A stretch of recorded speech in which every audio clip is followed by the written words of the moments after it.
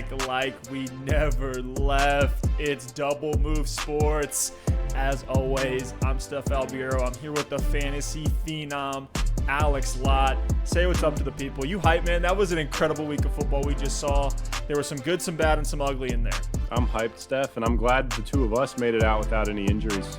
You know, after yesterday, I almost fell off my couch a couple times because that seemed like to be the narrative of Sunday. Brutal day, man. Just so many injuries. You hate to see it, and it's so tough.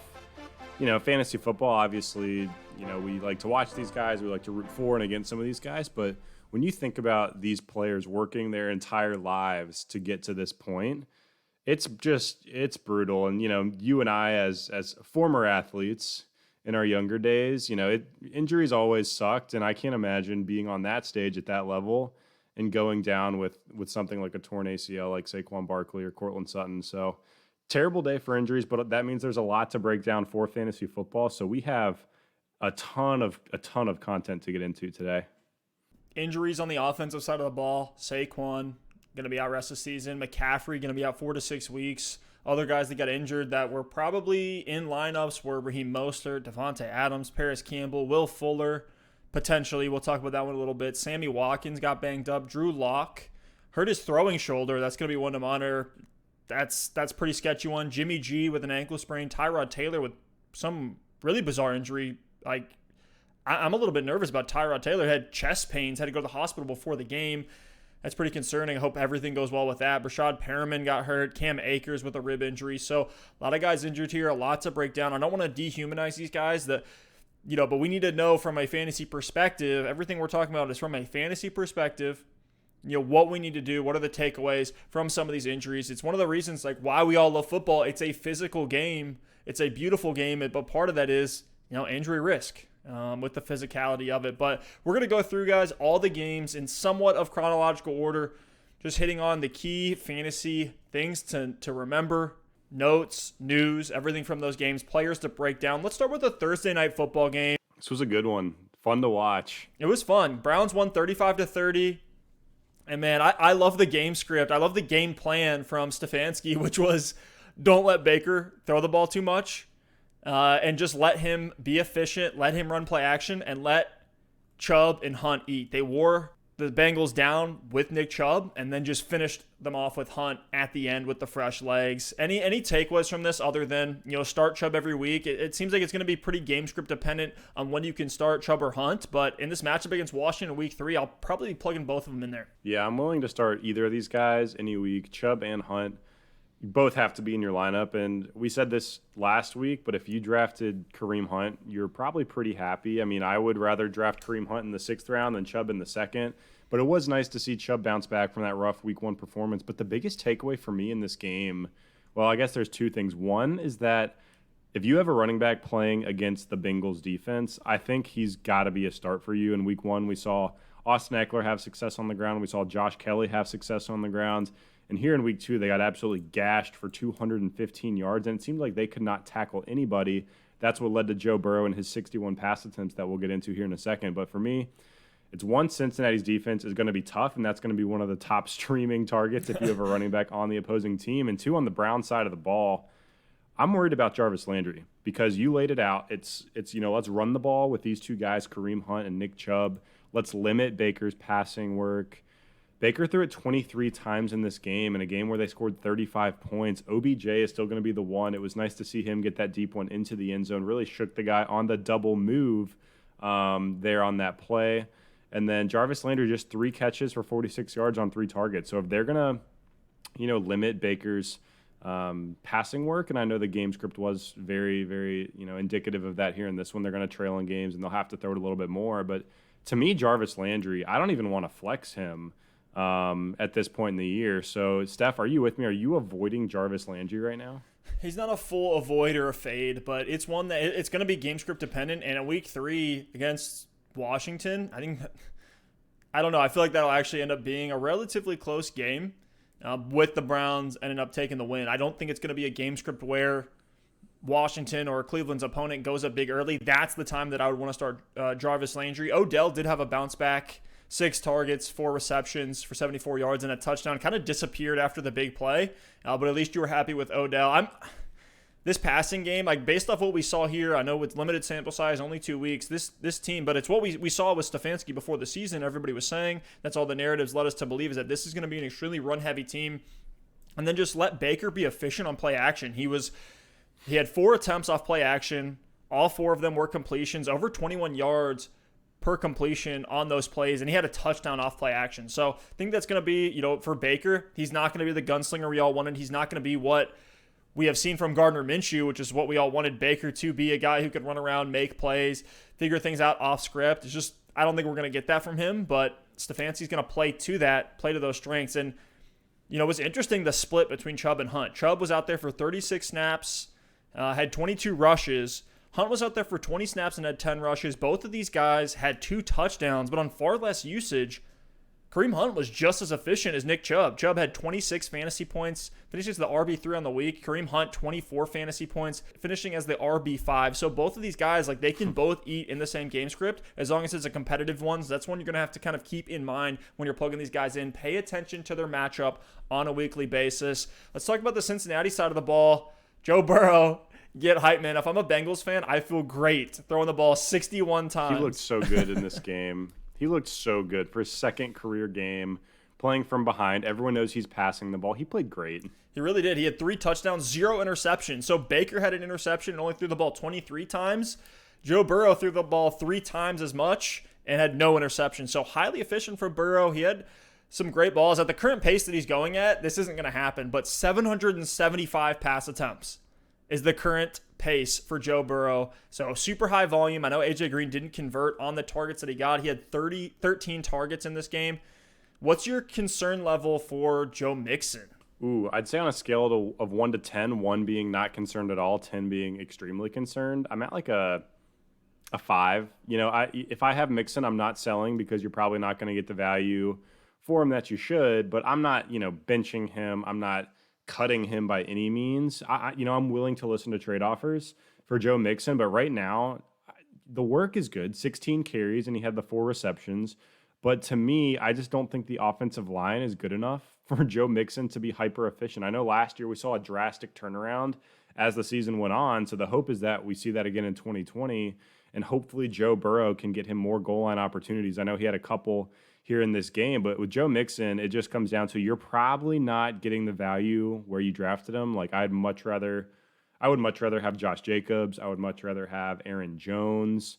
A lot of those other names in that territory where you had to take Joe Mixon, you probably prefer at this point. Now, not to say he can't turn it around, and I think he will, once he gets more touchdown opportunity and hopefully more work in the receiving game. We saw him be really efficient in the first half, and it seems like they just rolled Gio Bernard out for all passing situations in the second half, which was a little bit surprising.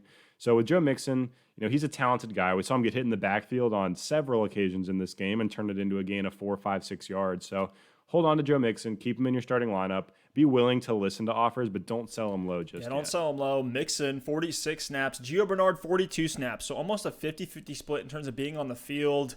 We got to see him used more in negative game scripts. It was 2-minute drill, man. It's Gio in 2-minute drill.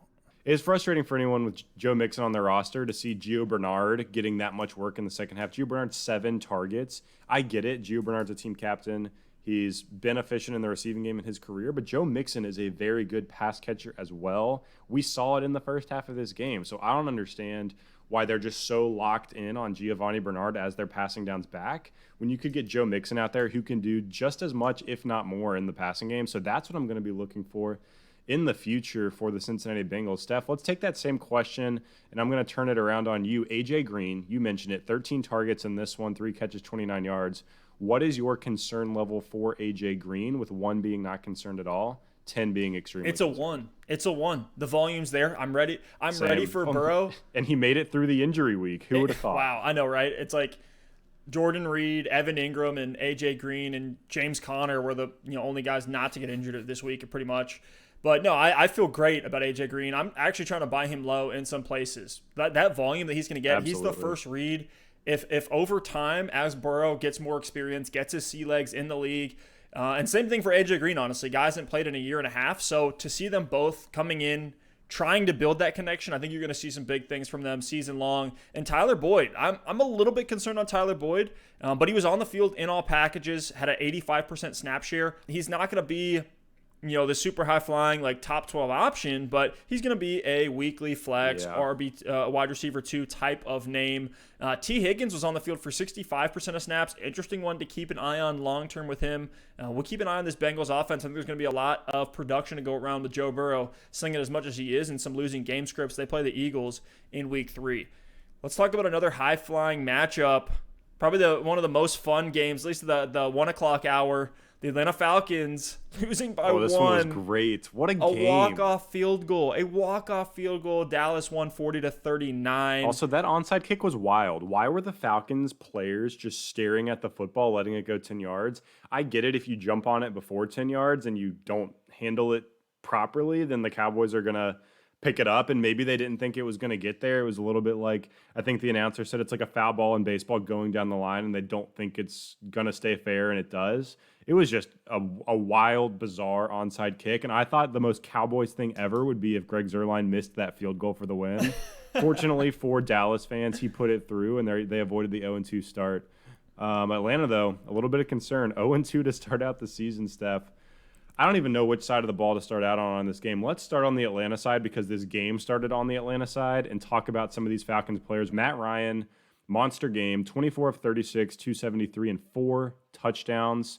Calvin Ridley, 7 for 109 and 2. We finally saw Hayden Hurst have a good game. Your deep shot of the week, Russell Gage, 6 for 46 and a touchdown. If you started him, shout out to Steph on that one. You were very pleased. And then Julio Jones, a little bit of a phantom injury, 2 for 24 on 4 targets, dropped the bomb that would have been a touchdown from, I think, Russell Gage actually threw that ball.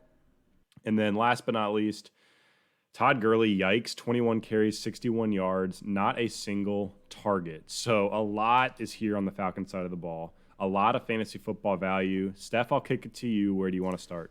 Let's start in the passing game. Ridley is just on an absolute tear, man. 2 touchdowns a week, 34 fantasy points in week 1. This year's Chris Godwin. Ooh, I like that. 30 fantasy points week 2. He is. He led with 10 targets in this game. He's going to be the one to benefit the most from Julio Jones being hurt. And a lot of dropbacks for Matt Ryan. You could tell Calvin Ridley was the first read, and he would get lost, by the coverage sometimes, and he would just be wide open. I know one of the touchdowns, he was just back in the end zone, nobody on him. So Ridley, just keep plugging him in. He's an auto start every single week. You're loving the value that you got on Calvin Ridley if you grabbed him in that 4th, 5th round. Julio Jones, 2 for 4 and 24 yards, walking with a limp. Monitor the injury. I think this was one that when it came up during the week, we were like, oh, it's Julio Jones. He'll be fine. He shows up questionable from time to time. He's done that a couple times over the years, kind of like a Julian Edelman type guy where he's questionable, but he's going to play and he's always going to produce if he's out there. I think this is one you actually have to pay some serious attention to. Monitor his practice reports throughout the week. Make sure he gets a full practice in on Friday before you end up rolling him out. If he's out there, you just plug Julio thing back is, Steph, if Julio Jones is active next week, you're starting him. Like I have him in our home league together, and I don't care if he's out of practice all week. If he's active, I have to play Julio Jones. And I know there's the fear of, it could be like Mike Evans in week 1 where he's a decoy, or like this game where he was playing through something. But to me, it's like it's Julio Jones. And if he's active, are you really willing to keep him on your bench? Oh, man. We're seeing some decoy action this year for some weird reason. I don't know where that's coming from. I feel like maybe we've seen that in years past, and I just have some recency bias towards it. But we saw Mike Evans in week 1 really just get used as a decoy, and then we saw the same thing from Julio. But yeah, I guess you are rolling him out if he's active. And then Russell Gage, man, perfect flex streamer. I'm going to keep talking him up. Alex said, deep shot of the week. If Julio's out for whatever reason, Russell Gage, I think, gets a massive bump. Had 9 targets. 9 targets in a game where Matt Ryan only had 36 attempts. That's not a huge math guy. I say that a lot, but that's a 25% target share, Steph, for Russell Gage. That's insane. You got to feel good. 16.6 fantasy points from him. He did have a touchdown. Almost had a passing touchdown. I think he'll get used in creative ways. And then Hayden Hurst, your boy, you were calling for it. 5 receptions for 72 yards and a touchdown, 18 fantasy points. I think he's a weekly tight end starter if Julio is out, just based on that situation. Probably a guy that, maybe you have him and another option. Maybe you have like a Jonnu Smith. Yeah, don't put him in over Jonnu. But if you just need a spot start with how much the Falcons are going to pass the ball in the game scripts that they're going to be in, you want Hayden Hurst out there. He's going to have some boom weeks, and I think we saw that this week. Todd Gurley, I'm concerned. I'm 64% out. snap count, I'm out. 2.9 yards per attempt on 21 rushing attempts. I don't think any running back could be hyper efficient behind this O-line, but 2.9 yards per attempt on 21 carries is just brutal. Saw no passing work. Saw no passing work in the game script that should have been all for it. And Brian Hill comes in and gets, 2 targets, 2 receptions. I don't know what to do with Todd Gurley. This is concerning. The lack of passing work is concerning, and 21 carries is great. That's what's so hard about it. 21 carries is great. But oh man, it's just I'm conflicted on Todd Gurley. I don't have him in any leagues. So I don't know that I'm necessarily going to try to buy low on him. If there's someone in your league that is selling Todd Gurley, they see 6 points or whatever it is after a mediocre game last week, and they're out and they're selling him on the cheap. I don't mind dangling out a couple of bench pieces. Maybe you package a couple low upside guys together to get him, as long as you don't have to rely on him in your starting lineup.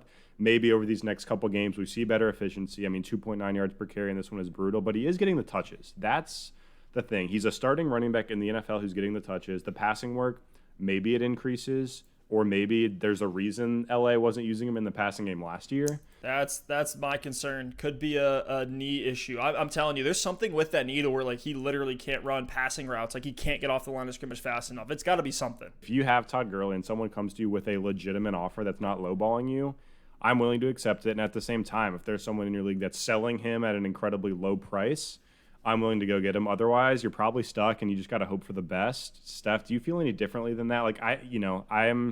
I'm not confident enough to say sell him right now while you can for whatever you can get, or go buy him low, because I just don't know that he's going to turn it around. He's a hold.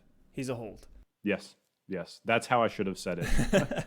All right, let's talk about the other side of the ball. Let's talk about Dallas. This is the game script that we all wanted. This was the game we all wanted, really, from this one, where I wish they could play every week.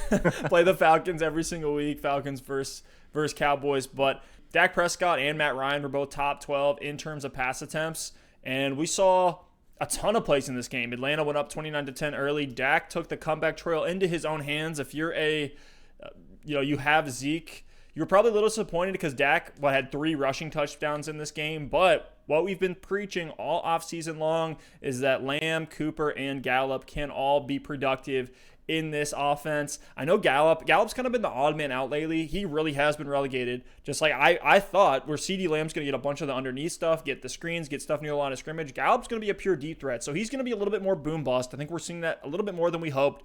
But every week it feels like there is, whether it's a phantom PI call, whether it's, there was one where Gallup's elbow barely touched out of bounds and they called him out on that one. If he makes that reception, you're looking at 12 to 14 points as opposed to 8 fantasy points. But CeeDee Lamb, Alex, you took shots on him in a lot of leagues. I know you did. You got to be feeling happy about 17.5 fantasy points, over 100 yards in this game.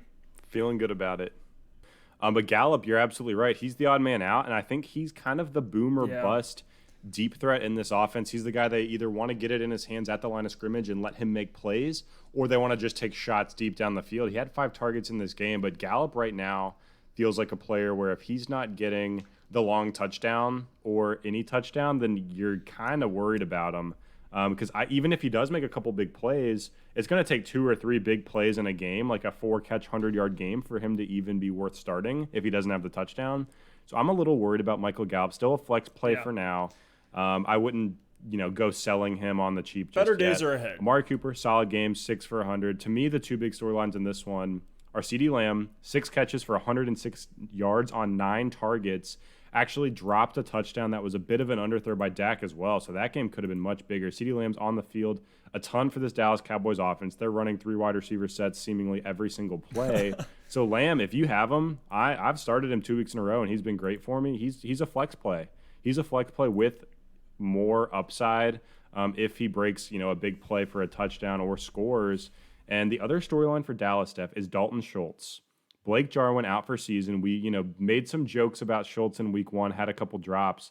Comes out in this one, 9 catches, 88 yards, and a touchdown on 10 targets. Led the is team Dalton in Schultz targets. Someone you are willing to stash on the end of your bench? I think he is worth a deep stash, especially if you're a guy like me. I think so as well. And you had Blake Jarwin.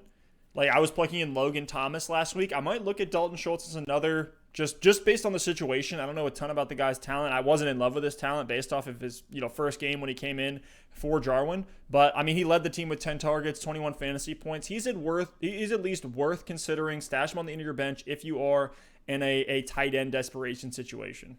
So let's go ahead and move on to the 2-0 Chicago Bears taking on the New York Giants. 17-13, a really ugly game here. Steph, my guy, Daniel Jones, is looking rough so far. I think in week 1 he made some good plays, and this one there was not much to take away, as far as good plays go for Daniel Jones. So hopefully he can turn it around. The big storyline here, Saquon Barkley going out with that torn ACL. We hate to see it, but Steph, what's the answer for the New York Giants? Are any of these running backs worth picking up? I know they have Dion Lewis there. They have Wayne Gallman. And as of the time of this recording, they're bringing in Devonta Freeman for a workout. In the next couple of days, we'll probably see if they sign him or not. By the time you're listening, they might have him on the squad. Steph, what is the answer for the New York Giants? And are any of these running backs worth rostering? I think if you're going to stash anybody, it's Devonta Freeman. Don't go out and blow your fab on Dion Lewis. I think Wayne Gallman would actually be the more interesting one. He's definitely out on waivers.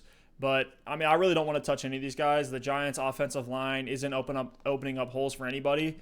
Really, I think the biggest beneficiaries are the guys that are going to be – and Shepard's out as well. I don't know if we talked about that. So Saquon out rest of the season, Shepard out for the next couple of weeks. So I think the real beneficiaries here are Evan Ingram and Darius Slayton. I think Golden Tate is another high-floor option that you can plug in on a weekly basis who could, if he gets a touchdown, give you that upside. So the matchups are brutal for New York.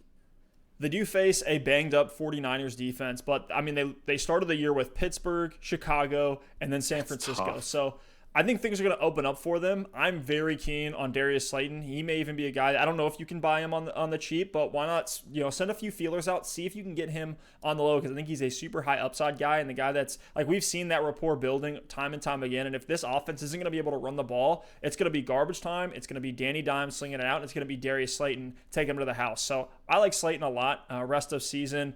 I'm probably not even fading these guys in that 49ers matchup. They lost Nick Bosa. Richard Sherman is on IR. So they're not the scary 49ers of old. I still think they're going to be a stout defensive front. But their secondary, I think Slayton's going to be able to put up numbers just like he did against Pittsburgh. Are you with me on this in terms of the Giants rest of the season? Yeah, I agree. Tough schedule. I don't know how confident I'm going to be rolling them out against San Francisco. I mean, I'm not wanting to start any other running backs. I would be probably willing to start Darius Slayton or Golden Tate or Evan Ingram in that game.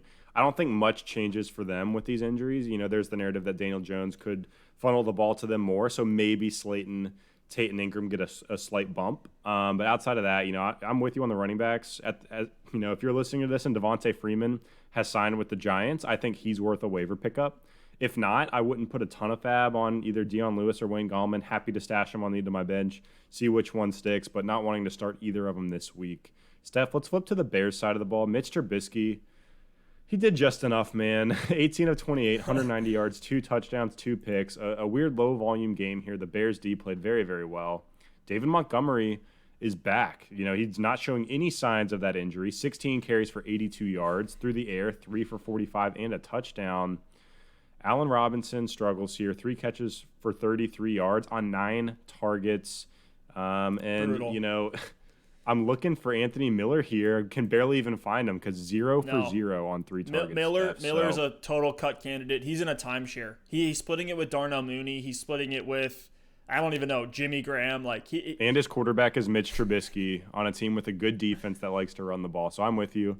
I'm fine to cut Anthony Miller. Let's talk about Allen Robinson. I think you're going to agree with me here, Steph. Allen Robinson still saw 9 targets. Low-volume game, was a good game script for the Bears. They jumped out early. Allen Robinson is going to be fine. I'm happy to buy low on him. I'm happy to keep him in my starting lineup. I'm not selling Allen Robinson yet. Steph, what do you think? I'm with you 100%. What's nice is in week 3, A-Rob goes up against the Atlanta Falcons. So great matchup. If we're ever going to see it pan out, we're going to see it here in week 3 when they play the Falcons in what should be a high-flying matchup. I mean, every time somebody's against the Falcons, it's like you got to put up, because the Falcons are going to put up 35 plus points. So exactly. You're looking from the other side of the ball too, and they're going to be able to move the ball with the Falcons defense. So A-Rob, just keep holding on. Don't let the first 2 weeks scare you. We were saying for a lot of guys after week 1, just don't let that first week just totally, cause you to make them a fade and make a bad start sit decision. Just keep plugging Allen Robinson back in there. And then let's talk about the running backs For Chicago, David Montgomery, you said he looked great. He was getting great yards after the catch, 5.1 yards per attempt on 16 carries, so had 82 yards on the ground.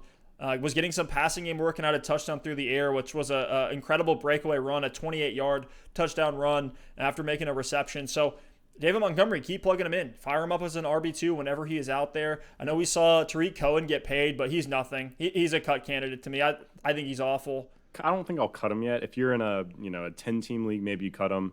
12-team league, 14-team league, I'm going to put him on my bench, but I don't want to start Tariq Cohen at all. To me, he's nothing more than a PPR. If you have someone that's hurt or someone on a bye week, you can plug him in for a week. But if Tariq Cohen's in your starting lineup every single week, you got some problems and you might need to move some things around, because this is a perfect example. David Montgomery even left this game with an injury for a short time and came back. And we still saw, Cordell Patterson's the backup to David Montgomery. Tariq Cohen is like James White light. I'm out on Cohen. Honestly, I'm not even going to burn a roster spot. Fair. If you have Cohen, get a better running back. Let's go ahead and move on this stuff. I don't want to talk about the Bears too much. Let's go to a Packers-Lions game that saw a lot more offense. 42-21, Green Bay with the dub. There are two big storylines in this game for me. One, Aaron Jones. Holy smokes. He picked up right where he left off from last season with these fireworks. And then two is Devonte Adams leaving the game with a hamstring injury. Steph, we were talking about this before we started recording. Both of us as big Adams truthers and guys who roster him in several leagues, we're both hopeful that this is a hamstring is feeling a little tight rather than being the Julio Jones experience and trying to play through it and struggling. We got a big lead. Let's pull him out, rest that hamstring, not experience a setback, and get him back out there for next week. So more to come on that Devonte Adams injury. Stay tuned throughout the week, see what his practice participation looks like and things like that. We saw Devontae Parker last week leave the game with an injury and still put up a good performance this week, so he could be fine. Just stay really, really close to that if Adams is on your roster. But Steph, let's talk about Aaron Jones. 18 carries, 168 yards, 2 touchdowns.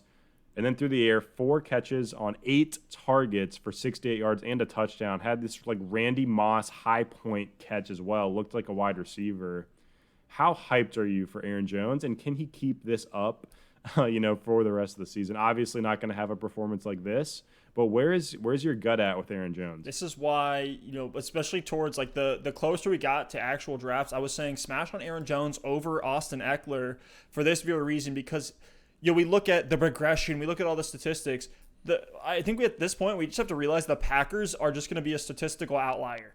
And you're going to see these massive explosion games no matter what. Even if it's not 19 touchdowns, you're going to see him put up these massive weeks. The crazy thing about Aaron Jones and his production is he was on the field for less than 50% of snaps. Just extremely efficient. And really the theme that we've seen with Aaron Jones, especially last year, was when Devonte Adams was out for those 5 or so games, the wide receiver 2 essentially was Aaron Jones. I think we're going to go back to that. If Adams misses any time, even more of a premium on Aaron Jones. I had him in some DFS lineups, racked up some skrill for me there. So I was happy to see that. Aaron Jones, just keep plugging him in. He's a solidified RB1 as far as I'm concerned. I don't know why, if you're Matt LaFleur, you just make Aaron Jones a full-time workhorse back. Forget about Jamal Williams, who had like 54% of snaps in this game. Just silly. Like it's the Aaron Jones time.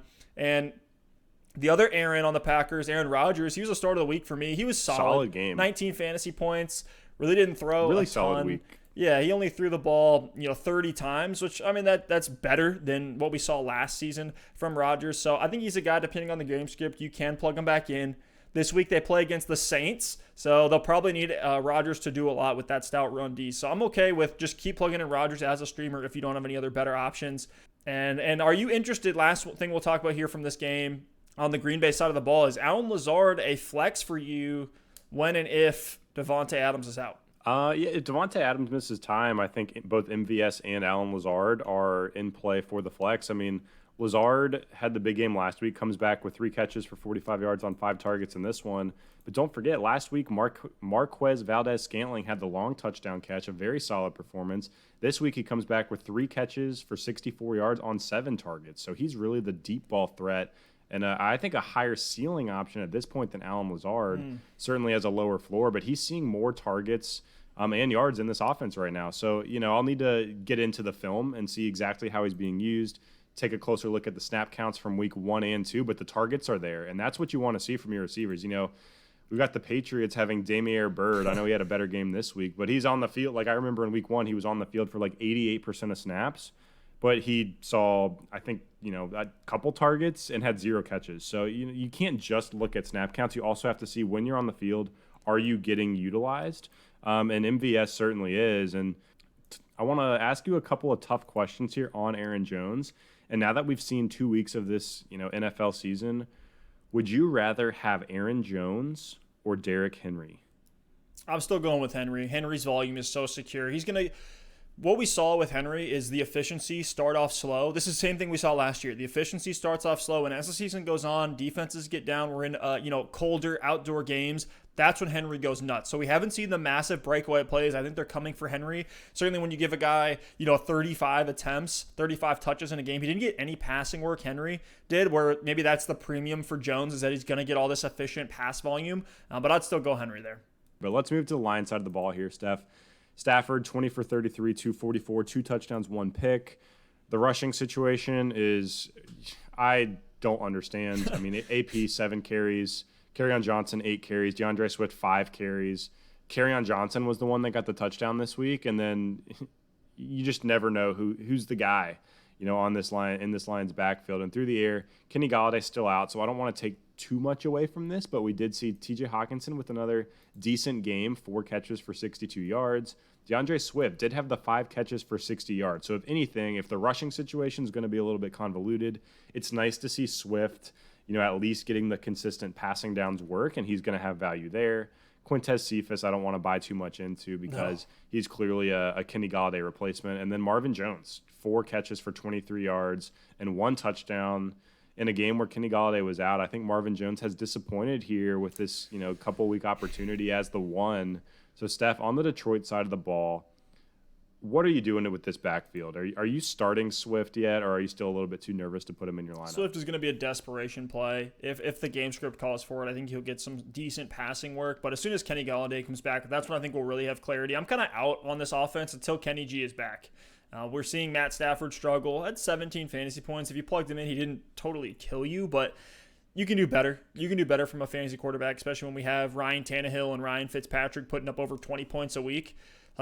Just don't put out Matt Stafford. I know we loved him in double-digit rounds in a lot of our drafts. Just without Kenny Galladay, we can't really see truly what this offense is. I think once we see that, and I mean, Adrian Peterson's running pretty efficiently, so kind of weird that they abandoned the ground game, especially when they went up 14-3 in the first quarter. But Green Bay was on that comeback trail shortly after that in the second. So it's one where I'm trying to avoid a lot of these guys. I'm still okay to plug Marvin Jones in as a flex as long as Kenny Galladay is out, because he's going to be their the best guy to have. I mean, Detroit has Arizona next week, and word on the street is that Kenny Galladay is going to be active for that game. So if people are disappointed with Matt Stafford after these 2 performances and you're streaming quarterbacks this year, I'm fine to pick up Stafford at Arizona, which should be a higher scoring game, a higher over-under. If he gets Kenny Galladay back, that's going to be huge for him and this offense. There's going to be a lot of points in that game. So I'm with you there 100%. But Steph, let's go ahead and move on to a game that I've been dying to talk about. It is the Rams 37, the Philadelphia Eagles 19. And Steph, can you take a wild guess at why I'm excited to talk about this game? It's Tyler Higbee season. Let's go. Tyler Higbee showed out in this game.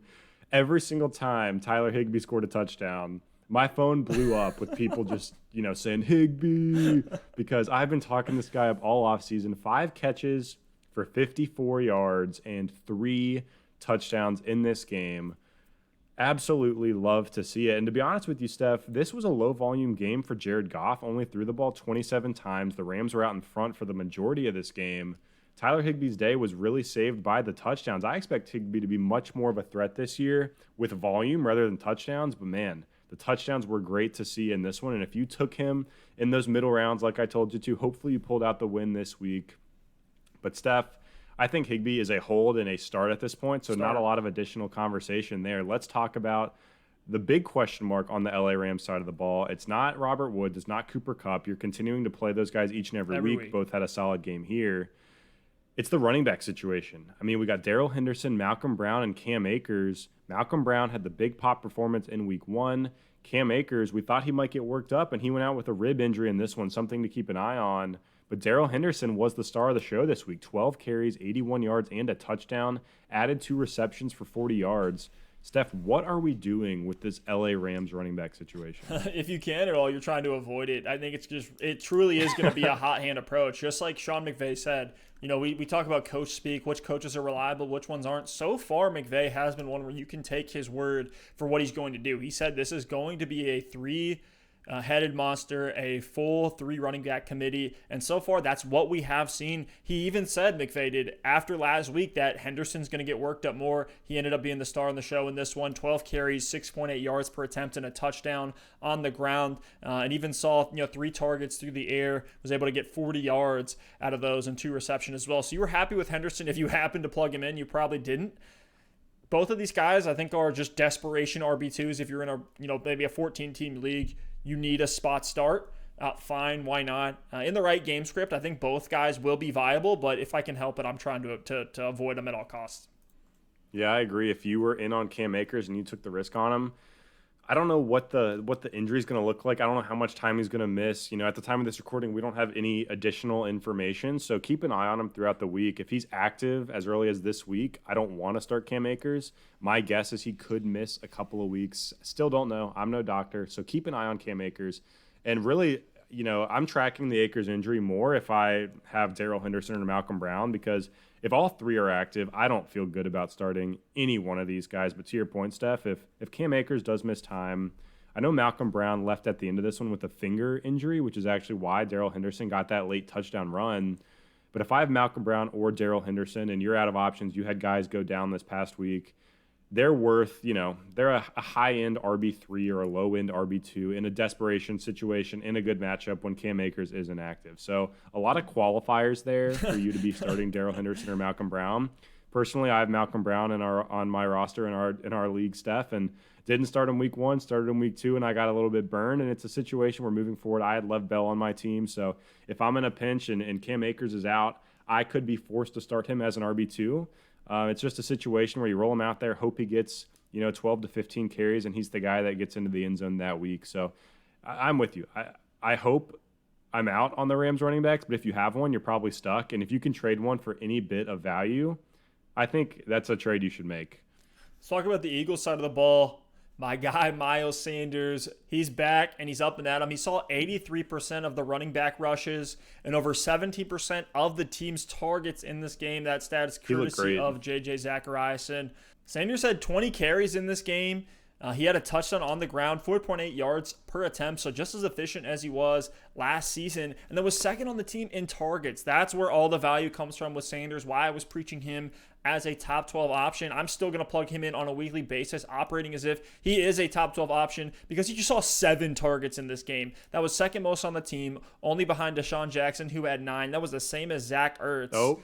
Look down a little bit. Look down a little bit, Steph. Dallas Goedert had 8. We'll talk about Goddard in a second. But my bad. Tied for third with Ertz. But essentially what you're getting from Miles Sanders is a running back and a wide receiver mixed into one. I know he didn't have he didn't complete all those checkdowns. He had 7 targets through the air, caught 3 of them for 36 yards, but that's why you're going to want to plug in Sanders, and he's going to get the goal line work. Boston Scott is pretty much a drop at this point, or a high-value handcuff if you're a Sanders investor.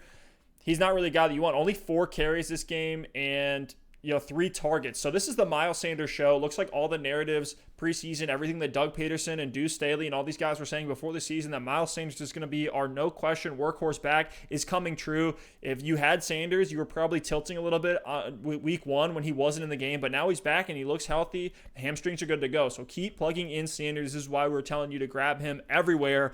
And if the Eagles are going to be in these losing game scripts, I think you're going to see even more of the same from Miles Sanders. That O-line has a lot to be concerned about. And Carson Wentz putting up some stinkers. With his weapons, is there anybody that you really like? Like Desean Jackson, 9 targets, 6 receptions, 64 yards. I think there's better days ahead for Desean Jackson as long as he's healthy. He's worth a upside flyer shot. He was fine in this game, 12.4 fantasy points if you had him in your flex. Let's talk about Dallas Goedert, though. 8 targets, 4 receptions. This is like this is like a theme at this point. Goddard out-targeted Zach Ertz. He has 8 or more targets in the last 6 games that Dallas Goedert has played. I'm trying to buy him everywhere. Dallas Goedert is a legit thing. He is. He is a thing. This is not an outlier anymore. I think we're at the point where you got to say, like, Goddard, he's younger. He's more explosive. I think at this point, he's better than Zach Ertz. Like, Zach Ertz has that rapport with Wentz, but Goddard is a guy that Wentz feels comfortable, throwing a 20-yard bomb to in the back of the end zone. So if you have Dallas Goedert, congratulations. He's a guy that I think you can just keep plugging in at your tight end spot with how you got Zach Ertz in the 14th round. Congrats. Pretty much. Try to get Dallas Goedert in Dynasty if you can. His value's probably too high at this point, but he's going to be absolutely dominant. I don't think they're going to re-sign Ertz after this year if Goddard's playing the way that he has. Agreed. And man, those 8 targets are nice. And like this Eagles team is 0-2. They look really, really rough so far, Steph. And with Carson Wentz, I want to circle back to Wentz here just for a second. He's been pretty bad here in the first 2 games. I don't think it's all necessarily his fault. He's had some of his weapons in and out of the lineup. The offensive line has been absolutely atrocious. But this game was just terrible for Carson Wentz. And I'll tell you this, Steph, if they had a tougher matchup next week, I would say I'm done. I'm dropping him and I'm streaming a quarterback. But the Eagles have the Bengals in week 3. So I'm willing to give Carson Wentz one more chance as my starting quarterback in week 3. And if he can't put up a good fantasy football performance against the Cincinnati Bengals, I think you can cut him. I think you can cut him or keep him on your bench and hope some more of his weapons get healthy and some of the offensive linemen get healthy. I know a couple of them have already been ruled out for the season. But if he doesn't show out against a weak Bengals team, and that's 3 straight tough weeks for Carson Wentz to start out the season, I think you can stick him on your bench or cut him and go ahead and start streaming guys because this has been absolutely terrible for Wentz. I don't think any of these pass catchers, quite frankly, have the value that you drafted him at this point because, maybe Dallas Goedert's the only one because you got him so late in your draft. But outside of that, I guess you have to start Zach Ertz, but he's not returning on that 3rd or 4th round value. Desean Jackson's been hit or miss. I know he had a decent game in this one. But Jalen Reagor, 4 for 41 on 4 targets. He's not quite there yet. He's developing. Boston Scott, you mentioned him as a cut candidate. There's no one else. Greg Ward, J.J. Arcega-Whiteside, they're nothing. So, I mean, Miles Sanders, you're starting him every week.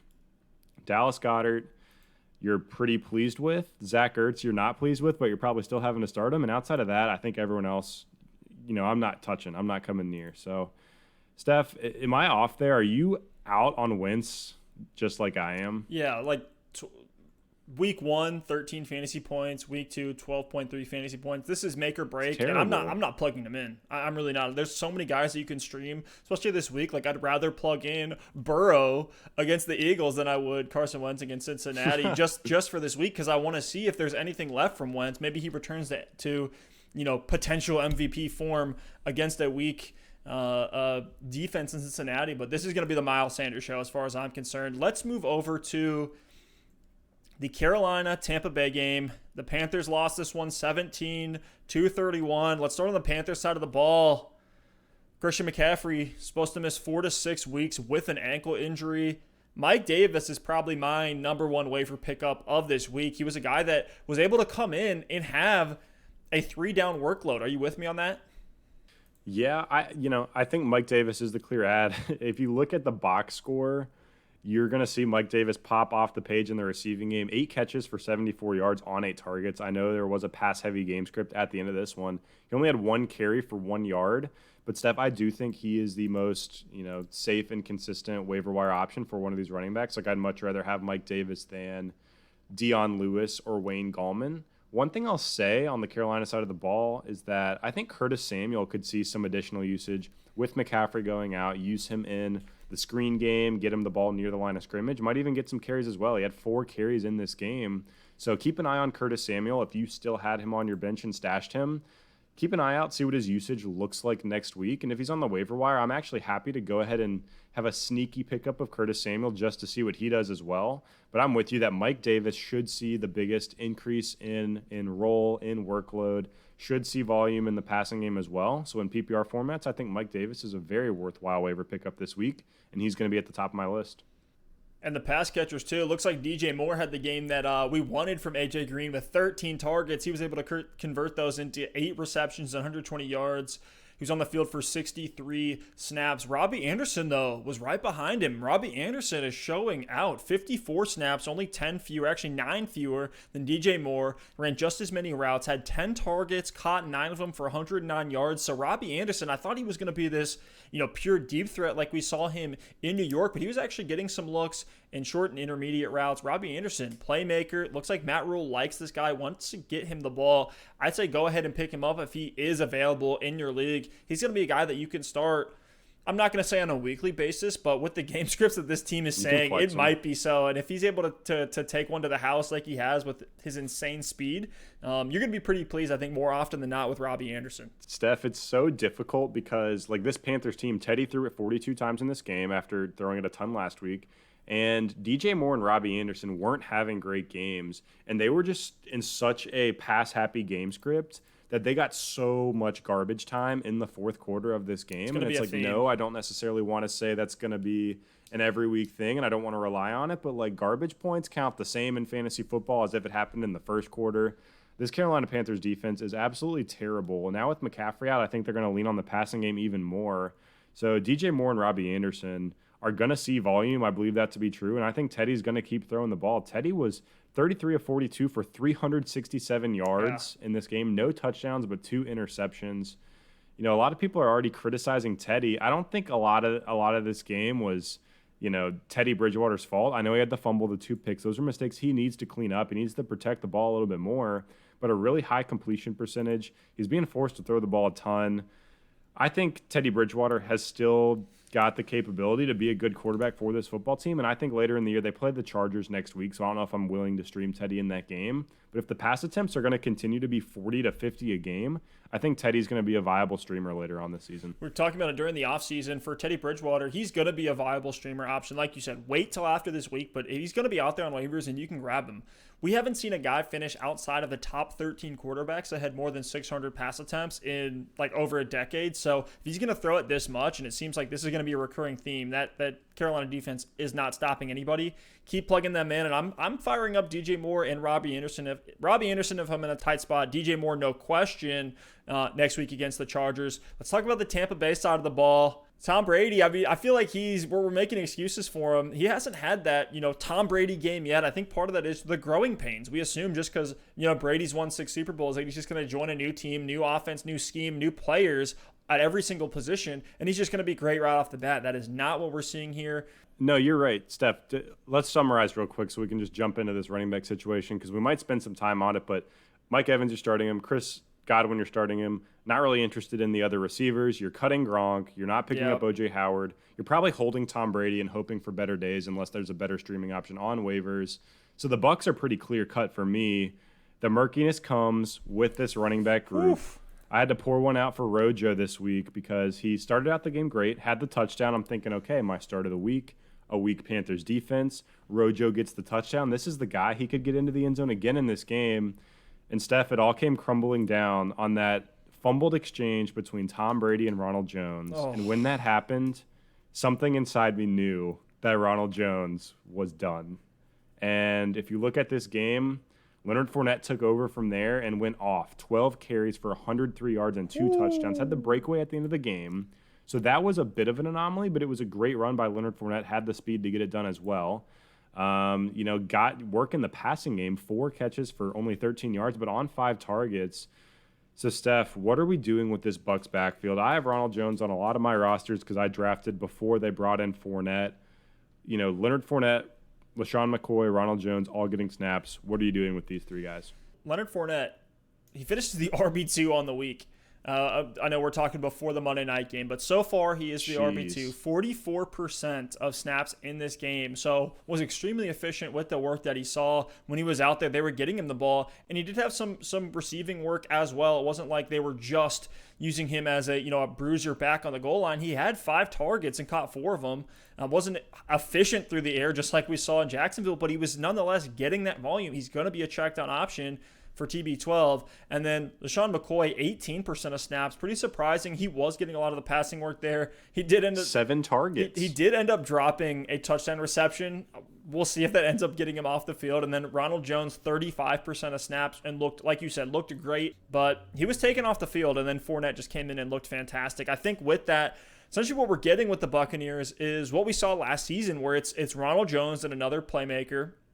Last year was Peyton Barber. I think Fournette fits into that Barber role, and I think Fournette's going to be much better with it. With some of the breakaway runs, like a 46 breakaway run from Leonard Fournette, it's going to be hard for them to make him anything but the 1A to Ronald Jones 1B, if not the clear number one workhorse. It's one to just keep an eye on, but with Fournette being able to make plays and opening things up for an offense that is struggling, that you can tell like they feel like they should be doing much, much better, and they're ironing out a lot of the kinks. I think Fournette might actually end up being kind of the, the stable, like, let's just keep him in here. He's the one guy that, we know we can hand the ball off to 15 plus times and can be out there on every single down on the field. I think they're going to rely on him more than we probably want, especially for you as a Ronald Jones investor.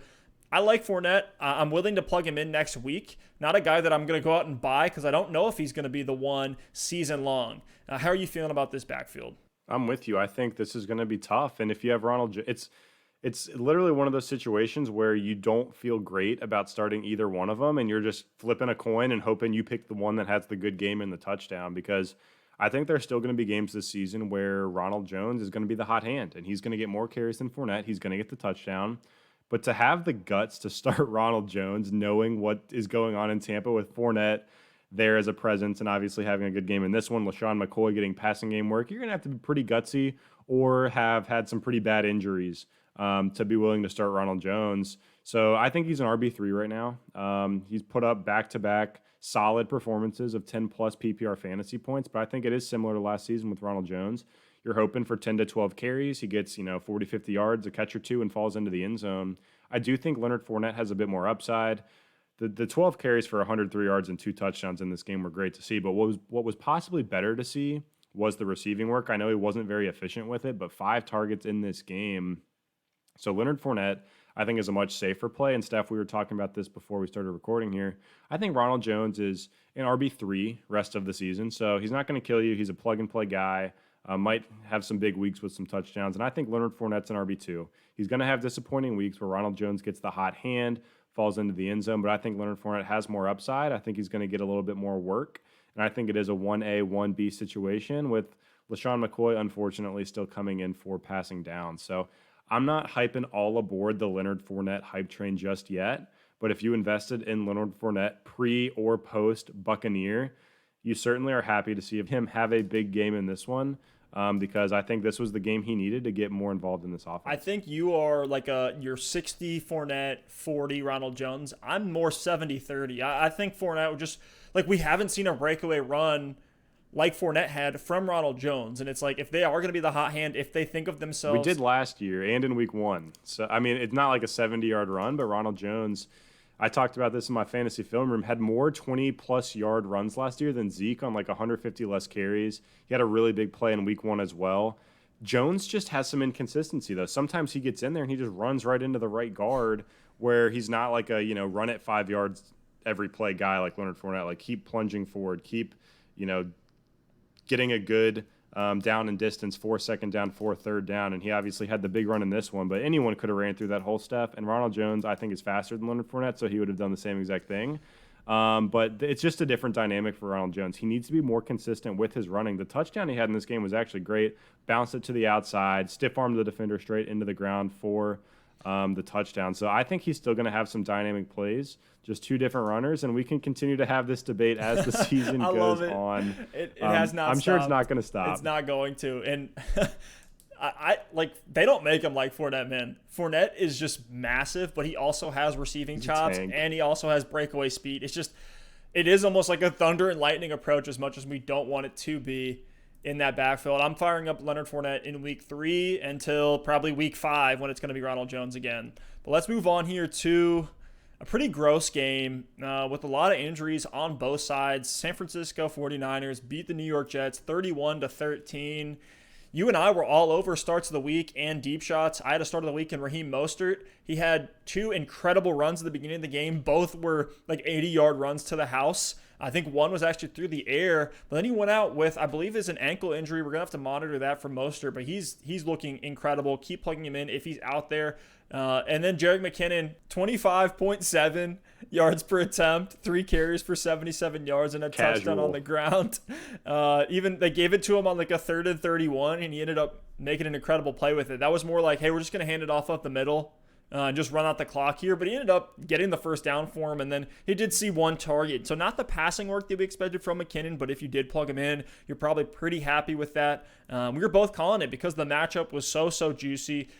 We'll see how this backfield ends up shaking out, but if Mostert is out, I'm fine plugging in McKinnon as an RB2 or a flex option. Next week, we talked about it, they go against the Giants, so another soft matchup for them.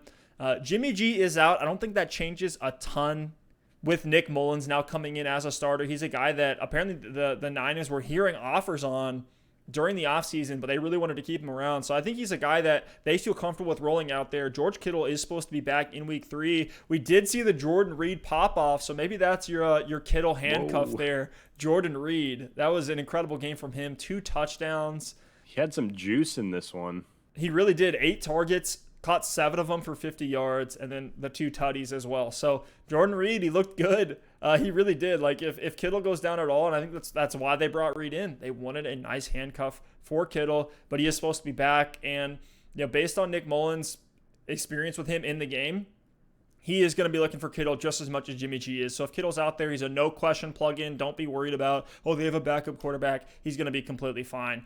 Any of the receiving options you want to talk about? Debo still has 1 more week on IR. Brandon Ayuk's getting ramped up. You don't want to start Kendrick Bourne or Trent Taylor. Let's just move on. I mean, let's wait and see. Yeah. Let's wait and see. Jimmy G, it sounds like, again, we don't have the lowdown on these injuries. We're recording this on Monday, but it sounds like Jimmy G might be able to play through it, and if he is, he's going to be a little bit hobbled. Nick Mullins, I mean, he is one of the better backups in the NFL, but he's not going to provide the same value for these wide receivers. Through the running game, though, Mostert, we think he might miss a couple of weeks. Tevin Coleman, there's some concern for him as well. Not just the 0.9 yards per carry, but some injury concerns there with Tevin Coleman in San Francisco. So if both of these guys miss time, Jerick McKinnon's a start for me.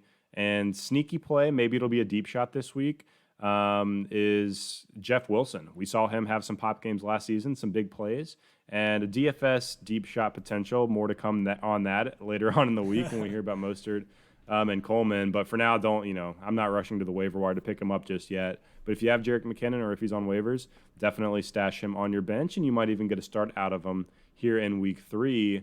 Steph, I know we're supposed to talk about the Jets side of the ball, but I don't think we need to.